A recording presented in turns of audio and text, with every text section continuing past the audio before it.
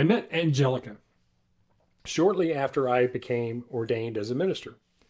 And I was a new kid on the block, so a lot of people were checking out the new minister to see if he was any good. And some people were referring their friends, and Angelica was referred to me. And when I met her, she was plagued with chronic psychic attacks and a curse placed on her by a local witch who was paid to do so. After an hour-long healing session and counseling session, the beginning of which she was just disconnected. She couldn't make eye contact. She was fidgety. She was upset and just on the verge of tears, it seemed like the whole time. She finally saw a little bitty crack in the armor of the psychic attack and curse. And she started to feel just a wee bit of relief. And that little opening, that little door cracking open to the possibility of relief started her spiritual journey. And her spiritual journey was the methodology she decided to use to get her power back and stop what she had been told were psychic attacks and curses. In just a few moments, we're going to go over what a psychic attack and these curses are, and more importantly, how you can make sure you never have them experienced in your life. Welcome to Spirit 360 Fellowship. We are an online community of like minds and kindred spirits. We are a group of old souls, empaths, highly sensitive people, some extroverts, lots of introverts, but we're all spiritual seekers, searching for spiritual answers to life's problems. But more importantly, training ourselves to start creating spiritual solutions to those problems. I'm T.S. Hall, the Stoic Medium, and I'm always here to help you rediscover your spirit's intent and start walking your path purposefully. Again, welcome to Spirit 360 Fellowship. We're so glad you found us, yet not at all surprised you did. I was ordained 10 years ago, and this is the first time I've been compelled to have this talk.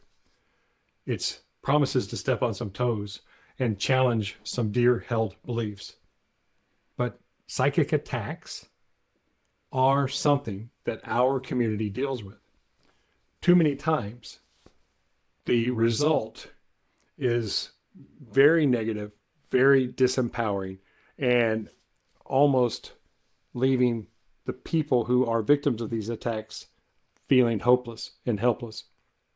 To protect yourself from these attacks, indeed, the best offense is the only defense. And that's what we're going to talk about today. Grounded in the basis of my experience as a psychic and medium since 1990, teaching and giving public readings, that's what I'm going to focus this on. As I met Angelica, she showed up and she was in a very bad way. This psychic attack and this curse she was under had her totally shut down, stuck, and feeling very much anxious, panicky, and depressed. For her and other people I counseled, their psychic attacks are real. So that's what we're going to talk about today. There are three sources of these psychic attacks that I've had people experience. The first is from other people. They feel, for some reason, a person in the real world is projecting negative energy to them that is affecting their ability to stay present. The second is from spirit guides, entities, demons, evil spirits, and the whole metaphysical realm. And the third is from a psychological and emotional response to life's chaos. They feel trapped, they feel hopeless, and they feel incapable of finding their truth from all the other truths and information around them. So there's three different sources of these psychic attacks. There's one solution. That solution is spiritual practice. And that's what we're going to talk about. So from people, I want you to think about any time you're around someone and you're feeling a unwanted presence. Think about it like an allergic reaction. You have people that are physically attractive to you, or they're not. You have people that are spiritually attractive to you or not. So they're physically attracted or they're not. They're spiritually attracted or not. They're not. There's no real middle ground. There are some ambivalent ones, but you have a preference for people you like to be around aesthetically, and you have a preference for people you like to be around spiritually.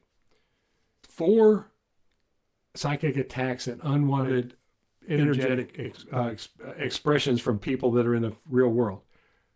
Discernment between whether this is a physical or spiritual source of pain is the protection. There are hot spiritual imbeciles and there are ugly saints. The biggest problem we have is we find ourselves physically attracted to certain types of people, whether or not they are spiritually grounded, spiritually good for us, and someone who is vibrationally in harmony with us. Then you have these other people who we are repulsed by physically. But man, they're so beautiful on the inside. The longer you get to know them, the more attractive they become. So that is the first type of experience I want you to be aware of. When you have a reaction with anyone, you have to discern whether or not you're reacting to them physically or spiritually. And the best way I found to differentiate this is an allergic reaction. So if you know you're allergic to peanuts, you do everything within your power to stay away from peanuts.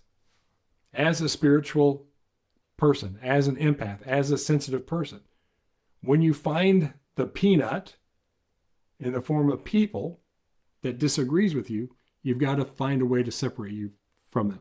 There are more advanced techniques if you have to deal with certain people that we'll be discussing in a little bit. But right now, the best offense is to take the defensive posture of not being around them. Entities. There are absolutely no evil spirits, no demons, no, what do they call them? Whatever gnomes and all that. There's a term for those ones that are formed around the earth and stuff like that. None of them exist. There are, however, ignorant entities. So just like we have evolved from simple to complex, we had our first lifetime as a human being shortly after our last lifetime as a greater primate. And if supernatural evil existed, if there were evil demons, if there were evil spirits, evil entities that were attacking us and controlling us and trying to manipulate us from the spirit side, from the metaphysical side, they would have won out a long time ago, because human beings are inherently weak. They crave power, they are greedy, and they will do anything to win. And if they were given a shortcut called evil, selling my soul, invoking evil spirits, or having anything on the other side take control of us, that would have went out a long time ago. That hasn't went out because it's not true. Evil exists incarnate in human beings. All of the evil we see manifest and materialize in this world is because some entity inside of a physical body is doing stupid stuff to harm other people without regard to interference or distraction of another person. That's the source of it. If you feel an entity is around you and it's unwanted, you have to do one thing: rebuke them and send them away. If they are an ignorant entity that's around you and they choose not to take your request seriously, a more powerful entity, usually your high spiritual teacher, will remove them from your presence. Because there are some, like I said, ignorant entities who haven't learned the rules of the game yet. Because they're evolving just like us. They're learning just like us. But your spirit guides and teachers will not let an entity on the other side, for whatever reason, interfere with you. If you rebuke them, if you send them away, and the presence is still in your awareness, there's something else going on. And that's the biggest problem I see for most people. It's that emotional psychological connection that is derived from your instinctual need to survive. You have these personal and tribal truths that you've been exposed to your whole life. You've mapped your world out based on the information from your physical senses, trying to logically and rationally understand everything that happens in the world with a spattering from time to time of this intuitive knowing, this energy connection to the world, this connection with the language of spirit or energy.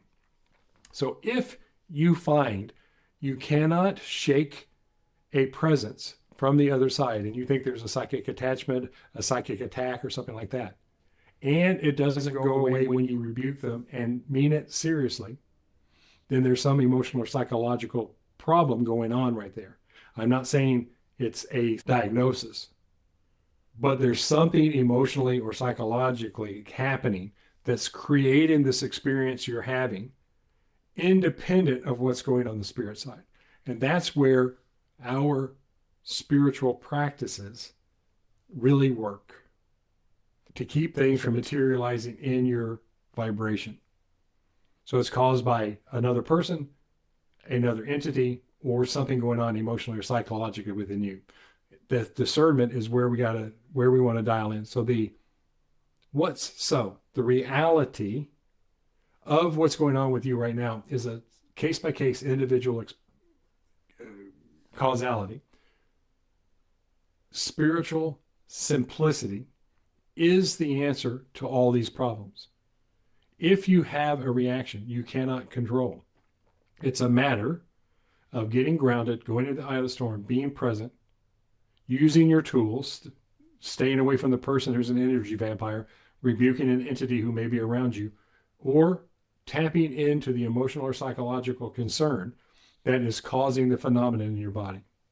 So that's where we're going. So spiritual simplicity is, if you think it's a person, treat it like an allergy. Don't expose yourself to that allergen. If you think it's an entity, rebuke them and carry on. If it really is an entity, they will be compelled, if they don't do it on their own, to leave you alone. If it's an emotion, then you have to learn to recognize the early warning sign before it turns into a full-blown episode. You have green flags when you're walking around, everything's good. You wish every day was like this. It's your little slice of heaven on earth. Then you have these yellow flags. Something happens, something gets triggered, something reminds you from the past. You see someone and they remind you of something, and you have this little yellow flag that starts to send you down the bunny trail, that if you go down, you end up trapped like our friend Angelica was. Angelica was.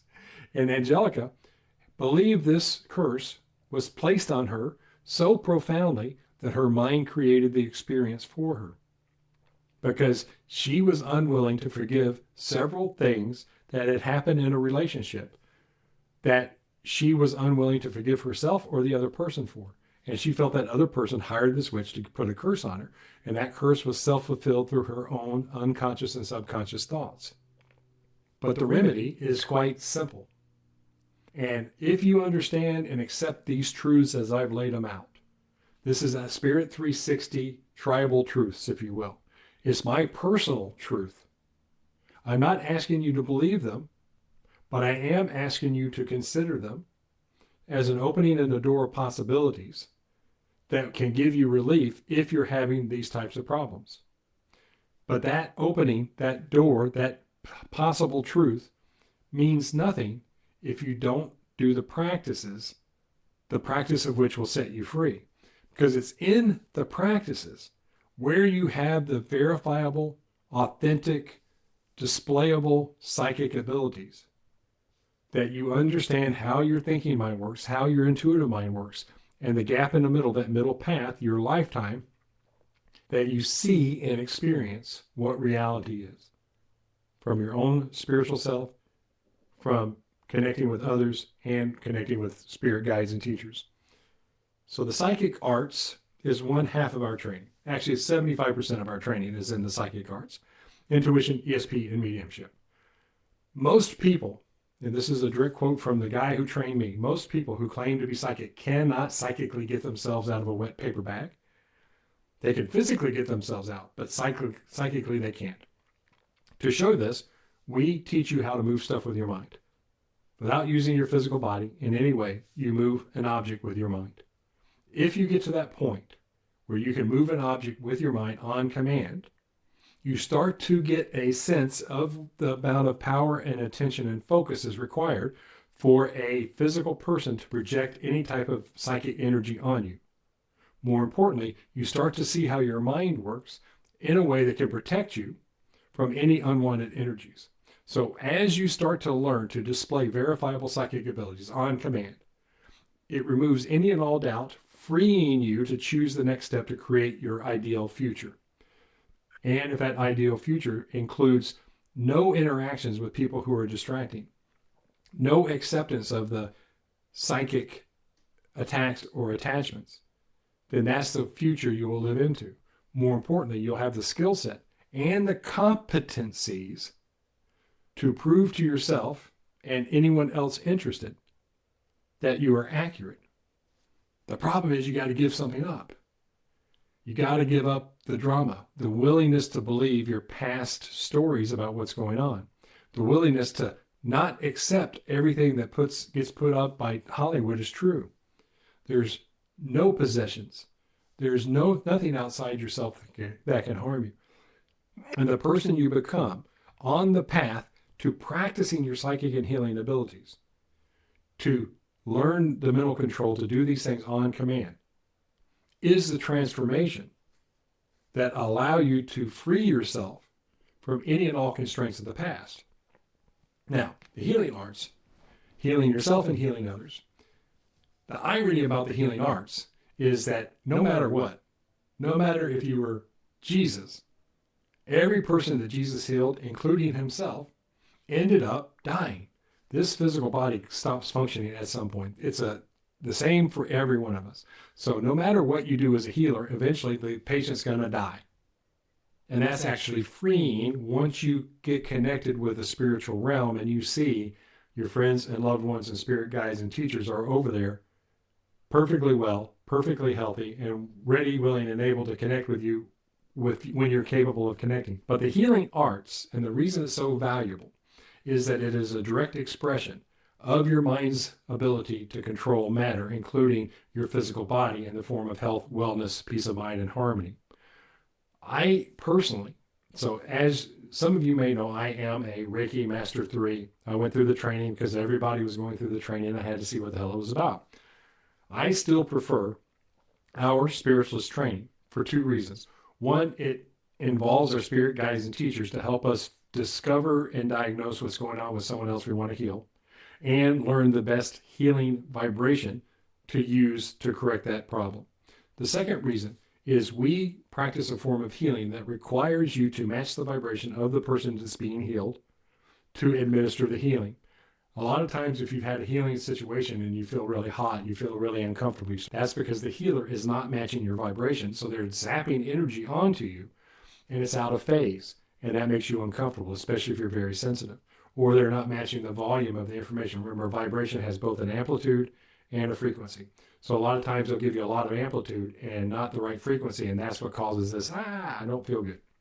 So our healing is specifically designed to match the healer, match the vibration of the person being healed, and to get direct spiritual guidance from our spirit teachers, specifically our healing teacher, on how to administer the proper healing frequencies and vibrations for that person at this moment of the healing. So the healing arts is a compound practice using all of your psychic and healing abilities, your ability to move stuff with your mind, connected and guided by your spirit guides and teachers to bring about harmony in the body of the person you're healing, including yourself, if you're willing to listen. So practice. That's all you got to do is add the practice. As you add the practice and you become more competent in quieting your mind, calming your emotions, seeing things as they really are, on command, tapping into the language of spirit, that energetic information that allows you to perceive the world energetically instead of through your physical senses, you start to develop a competency and boldness in your way you walk your life, because you know that what can and cannot affect you. Whatever experiences psychically you've had so far, good, bad, or indifferent, that's your breakthrough. Probably something that had you be here now, interested in a spiritualist church by the Stoic Medium and listening to me ramble on about psychic attacks, stepping on toes of people who swear that they're true. But it's the on-command mastery of your skill set as a psychic and medium, a skills-based competency, and a willingness to confront your mind's delusions that transform your experience of being alive, make you completely and totally unmessable with. Is it worthwhile? Only you can choose to do the work to be free. And I mean that freedom literally. With practice, you will become an unmessable with powerhouse, grounded in the essence of your own beingness and knowingness, not allowing anything to enter your vibration that you choose to not have there. And that freedom of choice, allowing you to recognize any yellow flags as they arise and preventing them from going into a red flag situation, takes away your power, is the hidden secret behind being a spiritual master and master of your own experience of being alive.